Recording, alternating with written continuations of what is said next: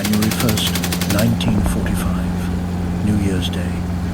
While the world celebrated victory, 850 German aircraft prepared for one final desperate strike at a small Belgian airfield called Y-29.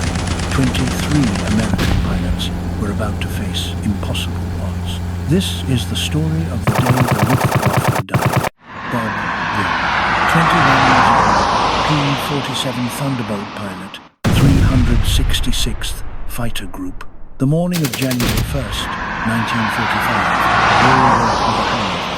He and his squadron mates had celebrated New Year's Eve the night before. 8 semi-grown men prepared to take off that morning. As Brulle walked to his aircraft, he paused. Looking across the airfield, past the tents and temporary structures, he saw them, the slag heaps, massive conical mounds of mining waste, 50 to 80 feet tall, grey pyramids against the winter sky. What his fellow pilots didn't know was that Bob Brulle wasn't just defending an American airbase. Bob Brulle was born here, in Belgium, in 1923. His family immigrated to America when he was 5 years old. Those slag heaps, he had played there as a child, climbed them, explored them. They were part of his childhood, part of his home. On this morning, Bob wasn't just fighting for America, he was fighting for home. Years later, Brulle would recall, when I saw those slag heaps, I remembered. I used to play there as a boy. Funny what you think about when people are trying to kill you. As he climbed into his cockpit, the weight of that knowledge settled over him. This wasn't just another mission.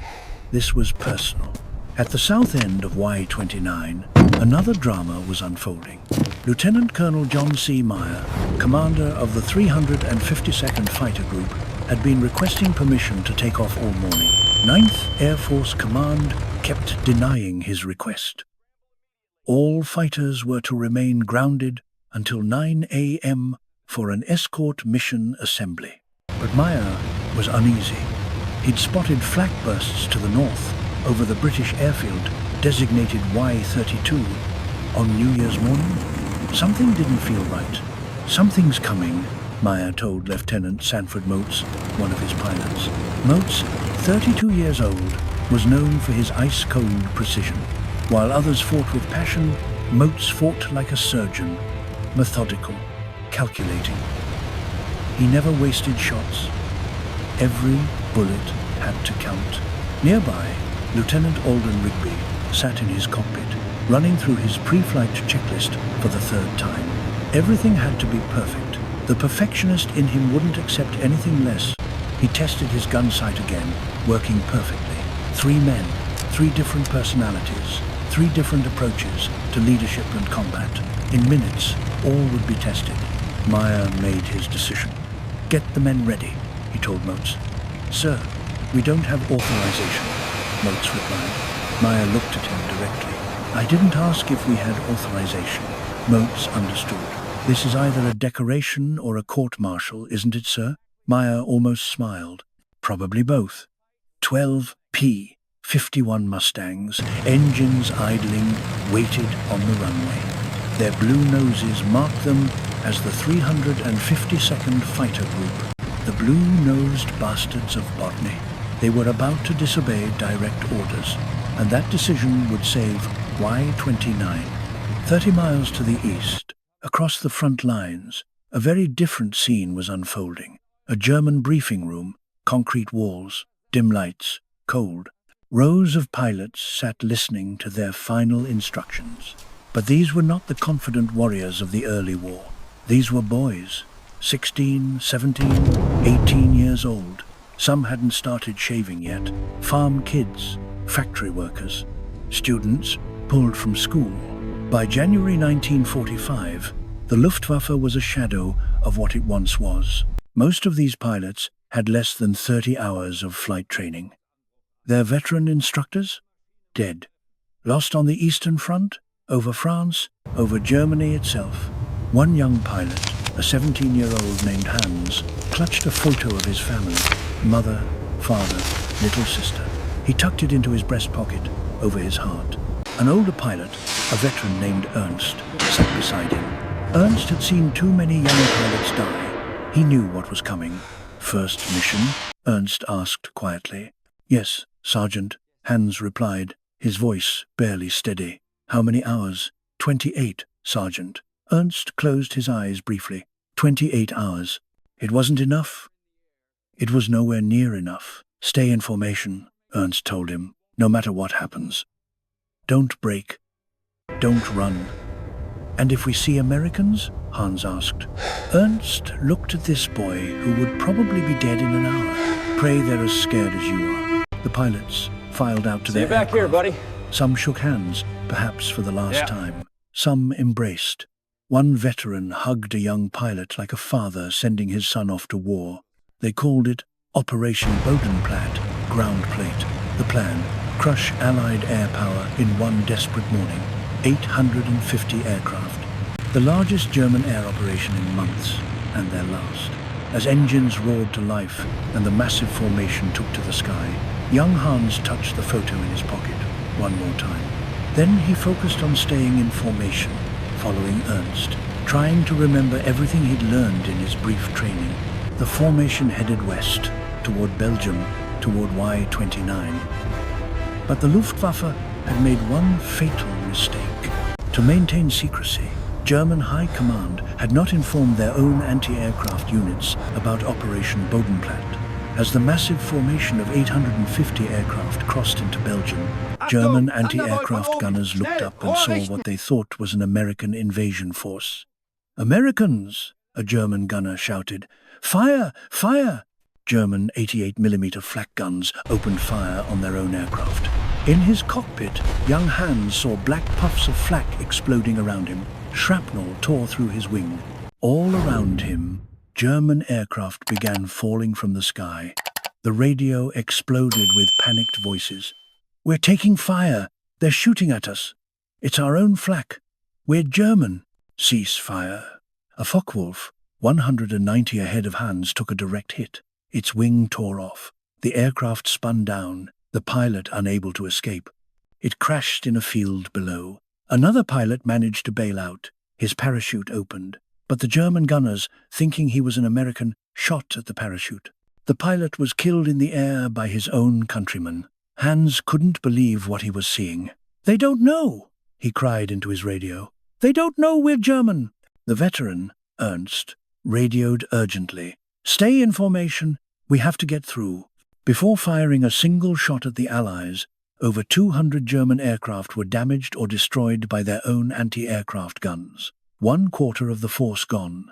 By the time the German AA crews realized their catastrophic mistake, the damage was done. Bodies of German pilots lay scattered across the Belgian countryside. Aircraft burned with German markings clearly visible.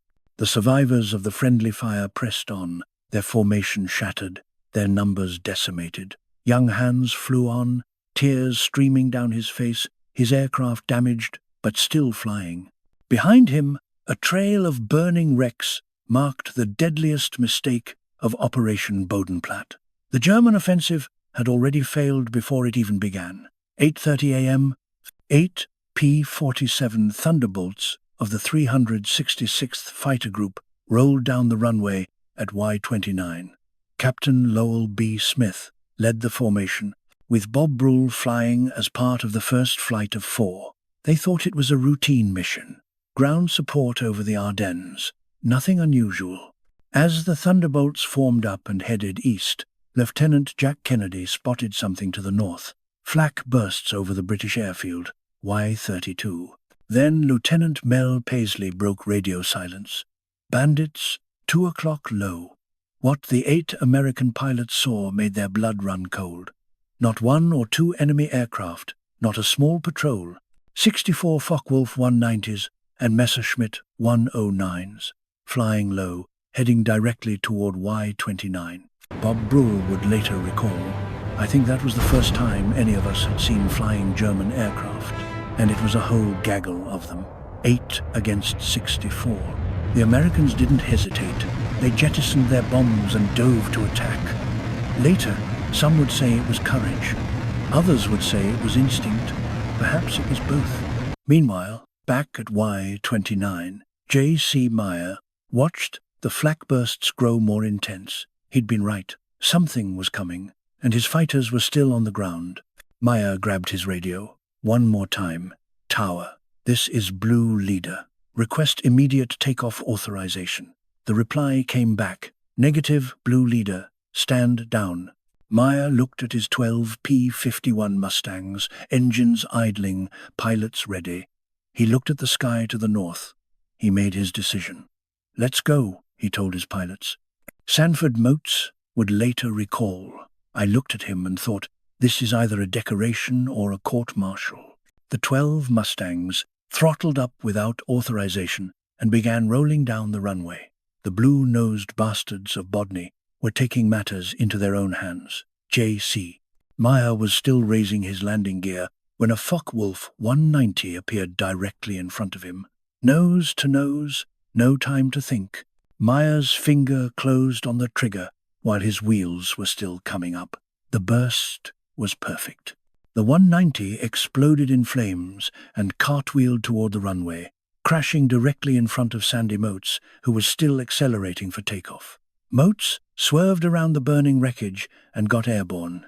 One by one, the Mustangs lifted off into a sky that had suddenly become a battlefield. To the north, the 8 Thunderbolts had already engaged the German formation. Mel Paisley scored first blood, his burst catching a 190 that tried to evade. The German aircraft spun down and crashed. Captain Lowell Smith dove from above, his 850 caliber machine guns shredding another 190. And then the sky over Y-29 erupted into chaos. 23 American fighters against what remained of the German formation. The odds were still overwhelming. But the Americans had 3 advantages: surprise, altitude, and the absolute fury of men defending their own base. One of the greatest dogfights in history had begun. Bob Brulle spotted a Focke-Wulf 190, breaking away from the formation, flying low, very low, hedge-hopping across the Belgian countryside. At 15 feet above the ground, Brulle rolled his Thunderbolt and dove after him. 300 miles per hour, 10 feet off the ground. Snow spray from the Germans' propeller wash nearly knocked Brulle into the earth. This was Brulle's first dogfight, his first chance to put theory into practice. But the German was so close to the ground that Brulle couldn't aim his guns low enough. He fired anyway. Brulle would later admit, I couldn't stop shooting. First dogfight, you know. I wasted half my ammunition before I realized I wasn't hitting anything. For nearly a minute, they raced across the winter landscape. The German pilot was good, staying just above the ground, denying Brulle a clean shot. Brulle's guns blazed, but the tracers sailed over the 190. Then Brulle stopped firing. He forced himself to think, to adapt. He watched the German's aircraft and noticed a puff of smoke from the engine. I thought, I bet he pulled his throttle back, Brulle recalled. Brulle did the same. He throttled back, bleeding off speed. The German, forced to choose between accelerating or stalling, had to push his throttle forward. Brulle drifted into formation beside the 190, 60 feet apart, 300 miles per hour. 10 feet off the ground, Brulle could see the German pilot's face. The German looked over and saw Brulle right beside him. Their eyes met for a fraction of a second. Years later, Brulle would describe this moment with his typical humor. I was so close, I contemplated taking out my .45 and shooting him. Ahead, a line of trees appeared. The German had no choice. He pulled up to avoid crashing, and finally, he was exposed. Brulle pulled lead and fired. 8 50 caliber machine guns converged on the climbing 190. Hits sparkled across the wings, the fuselage, the engine. The Focke-Wulf's engine belched black smoke and fire. The aircraft exploded. Brulle flew straight through the fireball at 350 miles per hour. His cockpit was instantly covered with oil. He couldn't see anything. Blinded, he pulled back on the stick, praying he wouldn't hit the ground. The wind slowly cleared the oil from his windscreen. When Brulle could see again, he looked back. The 190 was a smoking crater in a Belgian field. His first kill. Here, in Belgium. on the land where he'd played as a child. Brulle would later reflect, "My first kill. In Belgium. Home." But there was no time to process it. All around him, the sky was filled with aircraft, and another Focke-Wulf was pulling into position right behind him. Brulle's day was far from over. While Bob Brulle fought at treetop level, Lieutenant Jack Kennedy was engaged 2,000 feet above the airfield. Kennedy had just scored hits on a Focke-Wulf when two Messerschmitt 109s dropped on him from above. Their 20mm cannons and machine guns tore into Kennedy's P-47. His right wing erupted in flames. Historian Barrett Tillman would later describe what happened next. Kennedy actually unstrapped his shoulder harness. He was going to bail out, but when he looked at his burning wing and realized he was only at 2,000 feet, he knew a parachute jump at that altitude meant certain death. Kennedy made a choice. He restrapped his harness and decided if he was going to die, he'd take some Germans with him. With his right wing trailing fire, Kennedy turned into his attackers. The aggressive maneuver surprised the 109s. They broke off. Kennedy spotted a group of Focke-Wulf 190s below him and dove, his wing still burning. One by one, he lined them up in his gun sight. First kill, second, third, fourth. His guns fell silent, out of ammunition. But Kennedy wasn't done. He still had rockets. Kennedy launched his remaining rockets at a fifth 190. The German aircraft exploded. What happened next would become a matter of historical controversy. Kennedy's gun camera recorded 4 kills that morning, but gun cameras don't record rocket launches. According to Kennedy's own autobiography, written years later, he shot down 5 enemy aircraft on January 1st, 1945. The United States Air Force only credited him with 1. Years later, Kennedy would write, "They never changed my record, but I know." 5. With his wing still burning and his ammunition exhausted, Kennedy turned his damaged Thunderbolt toward the clouds. He managed to make it back to Y-29 and land, his aircraft still streaming smoke. Jack Kennedy had fought with his wing on fire and survived. It was extraordinary courage by any measure, but he would never receive full credit for what he accomplished that morning. Today, we know the truth. Jack Kennedy shot down 5 enemy aircraft while his own plane was burning. History should remember. For 20 minutes, the sky over Y-29 became a 3-dimensional battlefield.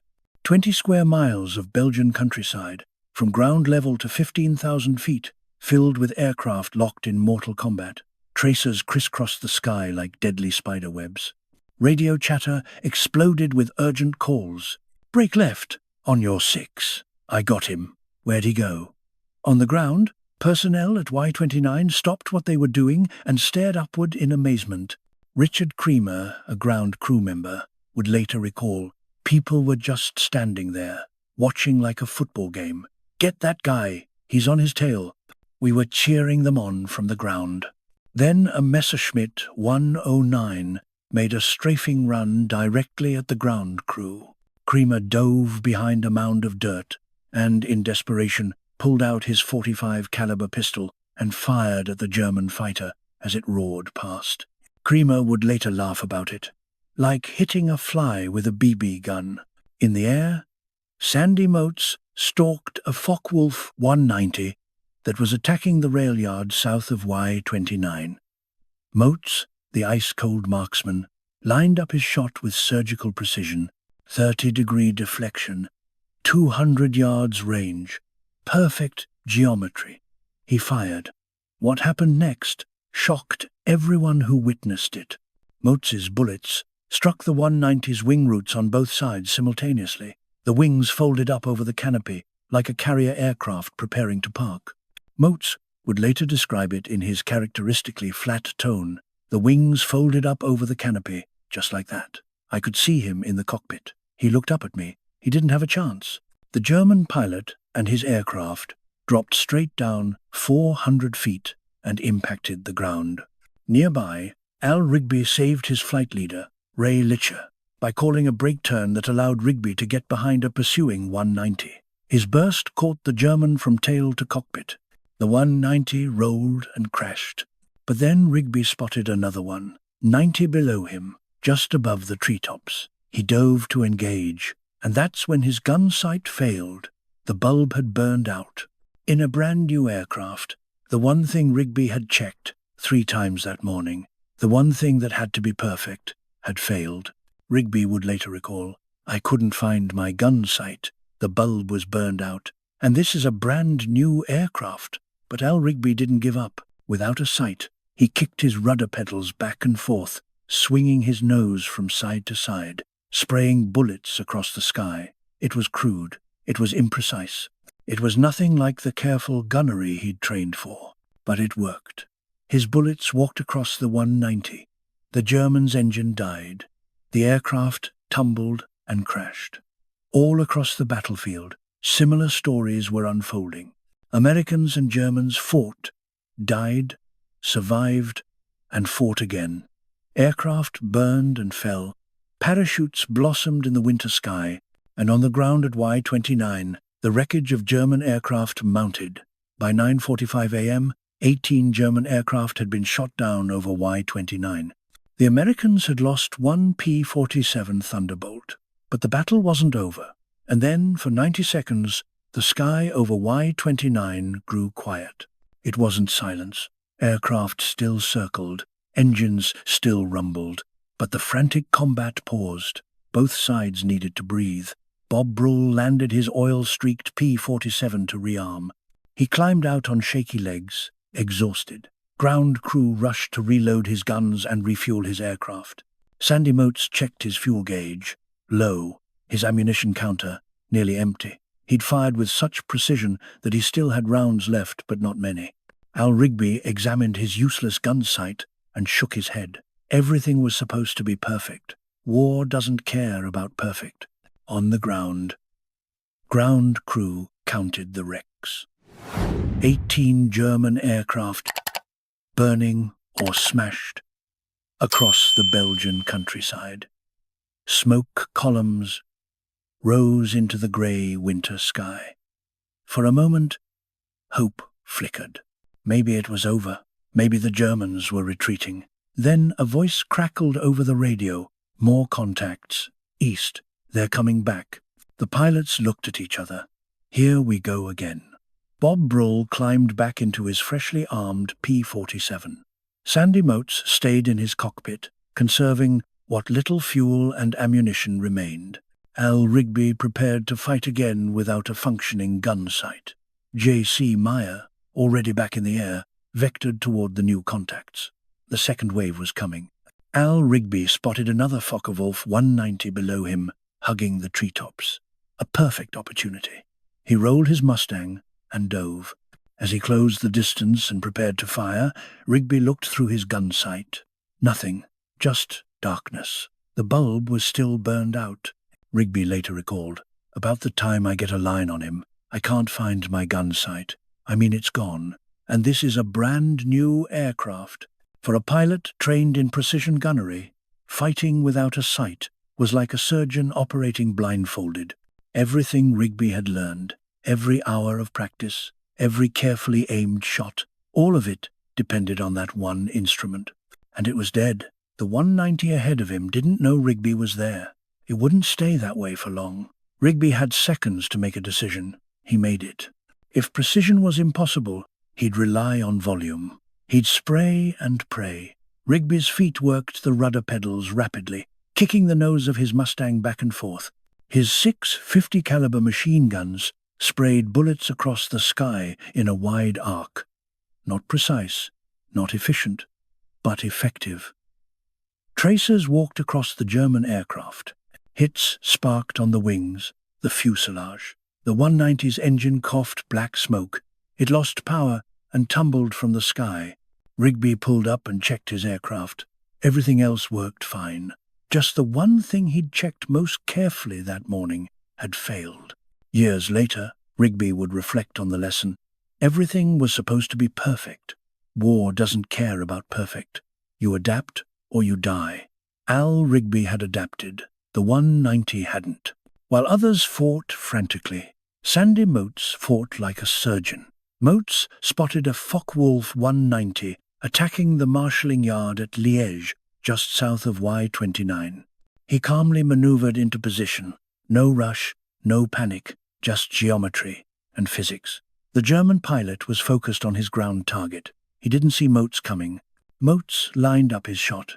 30 degrees of deflection, 200 yards range. He waited for the perfect moment. The German turned slightly left, presenting a clear profile.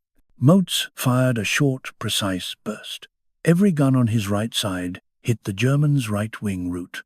Every gun on his left side hit the German's left wing root. Perfect symmetry, perfect execution. But the Focke-Wulf 190 was built tough. It absorbed the punishment and kept flying. The German pilot, now aware of Moats, began maneuvering hard. Moats pursued through a series of turns. He fired again. The German's drop tank exploded. The blast occurred directly between Moats' propeller and his right wing, close enough to shake his aircraft, close enough to see the flash. For one of the few times in his combat career, Sandy Moats was startled. He later recalled, "A black blast went off right between my propeller and my wing root. Made a loud noise. Bright flash. Startled me." Moats pulled to the side and quickly checked his aircraft. Incredibly, no damage. He'd flown through an explosion and emerged unscathed. He repositioned. This time, he aimed slightly higher. His previous shots had been hitting low. Moats made the mental adjustment, led the target, and fired one last short burst, just a few rounds. They hit the right side of the German's cockpit. The 190 rolled inverted and dove straight into the ground. Sandy Moats' fourth kill of the morning. He was out of ammunition. His work was done. Moats would later describe it in his characteristically emotionless way. That was number 4. I was out of ammunition after that. No pride, no celebration, just fact. For Sandy Moats, aerial combat was mathematics. Angles, velocities, lead times. Emotion had no place in the equation, but the math had worked. 4 confirmed kills. Not a single bullet wasted on bad shots. Sandy Moats, the ice-cold marksman, had lived up to his reputation. By 10 o'clock a.m., the sky had begun to thin. German aircraft were retreating or burning on the ground. American pilots, low on fuel and ammunition, were returning to base. The count stood at 24 German aircraft destroyed over Y-29. 20 German pilots were dead. 4 had been captured. Only 1 American P-47 had been lost, and its pilot had survived. On the ground, exhausted ground crew tended to damaged aircraft. Medics treated wounded German prisoners with the same care they'd give their own men. The battle seemed to be winding down. And then everything changed. Al Rigby spotted it first. 2 P-51 Mustangs were engaged with a single Messerschmitt 109. Standard dogfight, 2 against 1. The Americans should have had the advantage, but something was different about this 109. Rigby would later recall, "I see 2 P-51 seconds mixing it up with a 109. And I mean, that 109 is good." The German pilot wasn't panicking, he wasn't running. He was fighting both Mustangs simultaneously, and he was winning. One Mustang attacked from above. The 109 barrel rolled smoothly, evading the burst. The second Mustang attacked from the side. The 109 executed a perfect split S, reversing direction so quickly the American couldn't follow. Rigby decided to help. He joined the fight. Now, it was 3 P-51 Mustangs against 1 Messerschmitt 109. The odds should have been overwhelming, but whoever was flying that 109 was no ordinary pilot. This was someone special, someone who'd survived dozens, maybe hundreds of combats, someone who knew every trick, every maneuver, every way to stay alive when outnumbered. For the next 4 minutes, 4 of America's best fighter pilots would face one German ace, and they would learn what mastery truly meant. The legend of Y-29 was about to reach its climax. 3 P-51 Mustangs, 3 of America's best fighter pilots, against 1 Messerschmitt 109. The odds should have been impossible for the German, but as Al Rigby closed in to help his wingmen, he realized this was no ordinary fight. The 109 pilot wasn't defensive, he was aggressive. He turned into attacks instead of away from them. When one Mustang fired, he was already moving, already anticipating, already 2 steps ahead. One American pilot dove from above, lining up what should have been an easy shot. The 109 rolled inverted and pulled through. The Americans burst, passing harmlessly beneath him. Before the Mustang could recover, the 109 was behind him, forcing the American to brake hard and flee. A second Mustang attacked from the side. The German saw him coming. He chopped his throttle, forcing the American to overshoot. Then he poured on power and reversed, almost ending up on the American's tail. Rigby fired from long range, trying to distract the German. The 109 saw the tracers coming and snap-rolled away. Rigby's burst missed by yards. For 2 minutes, 3 Mustangs chased 109 through every maneuver in the book, and the German evaded them all. Then Sandy Moats arrived. 4 against 1. Moats, with his ice-cold precision and hundreds of hours of combat experience, joined the fight. Surely now the German would fall. Moats made a perfect attack, coming in from the German's blind spot, but the 109 pilot sensed him somehow and broke into the attack, turning the tables. The 2 aircraft passed within feet of each other. Then the German did something that left all 4 Americans stunned. He pulled straight up, vertical, climbing. The Mustang pilots watched, confused. Was he running?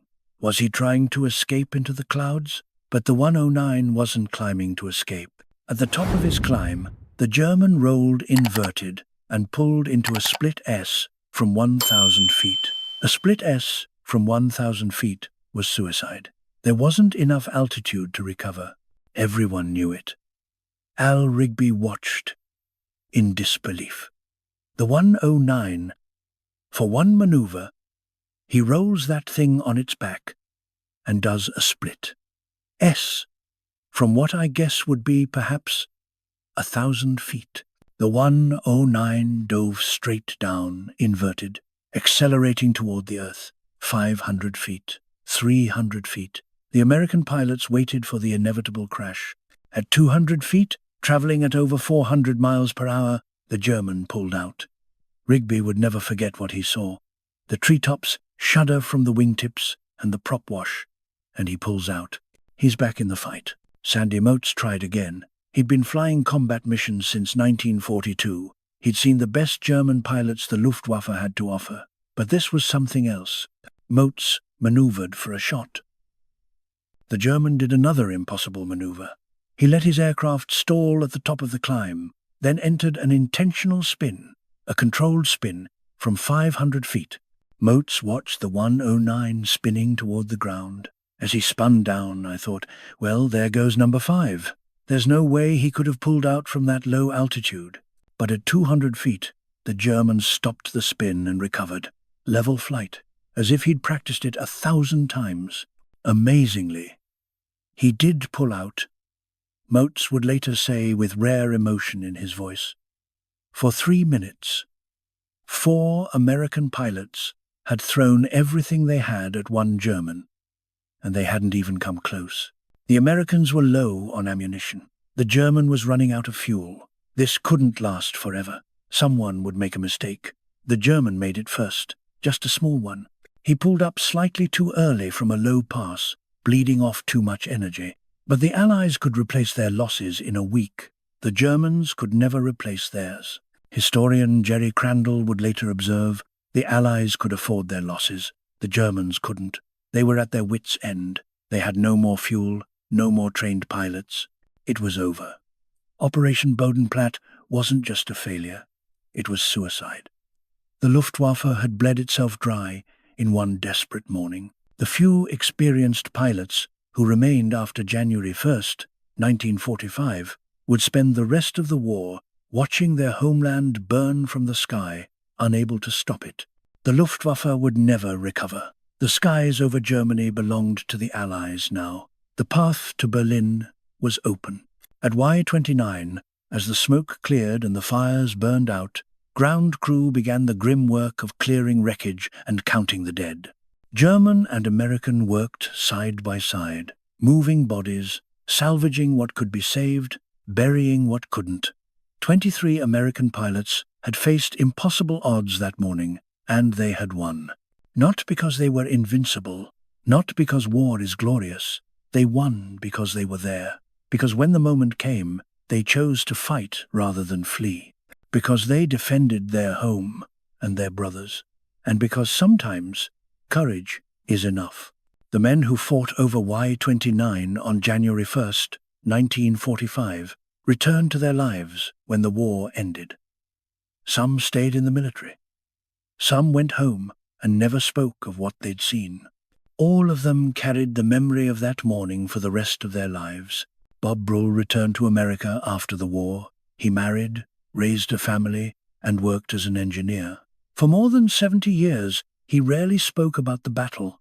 The memories were too personal, too close to home, in ways that others couldn't understand.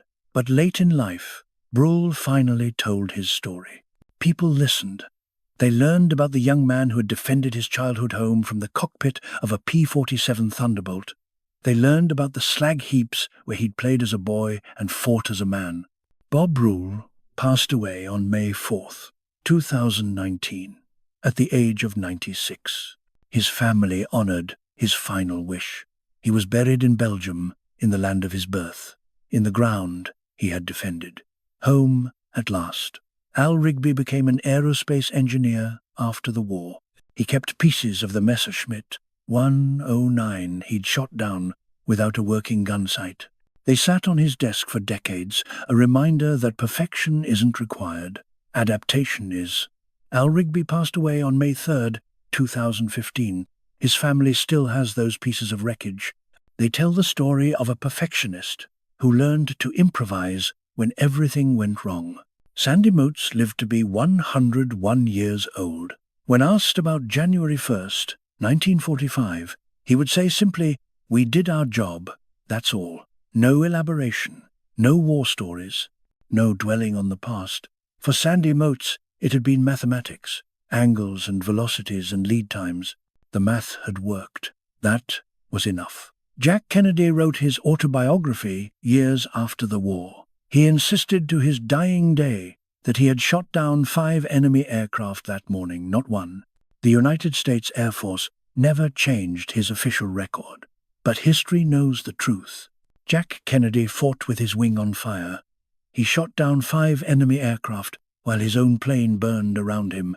The official record is wrong. We remember the truth. J.C.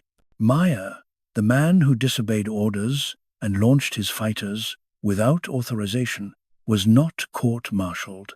He was awarded the Distinguished Service Cross for his actions that day. His decision to take off without permission had saved Y-29. Meyer went on to become a highly decorated general in the United States Air Force. Today, his insubordination is taught at the Air Force Academy as an example of courageous leadership. Sometimes, knowing when to break the rules is what saves lives. Today, Y-29 no longer exists as an airfield. The runways have been removed. The temporary structures are long gone. Nature has reclaimed most of the field. But the slag heaps remain, still standing after more than a century. Grey monuments to a different time, when coal-powered industry and children played on mining waste. Every year on January 1st, people gather at the site of Y-29. Veterans, if any remain, historians, aviation enthusiasts, Belgians and Americans, young and old, they come to remember. They place flowers, they read the names of those who fought, They tell the story to children who weren't born when these events took place. They honor not just the Americans who defended the field, but all who flew that day, Allied and Axis, American and German. All of them were human. All of them were sons, brothers, husbands, fathers. All of them were doing what they believed was right. War is not glorious. War is not an adventure. War is young men dying far from home for causes they barely understand. But sometimes, war is necessary. And when it is, courage matters. Skill matters. Brotherhood matters. On January 1st, 1945, 23 American pilots faced 850 German aircraft. They were outnumbered. They were outgunned. They should have been overwhelmed. But they fought. They adapted. They prevailed. They called it the Legend of Y-29. But legends are just stories we tell to remember what happened. This was real. These were real men who really fought and really bled and really died. And we remember them still, not as legends, as men. Flawed, frightened, brave men who did what they had to do when the moment demanded it. May we never forget.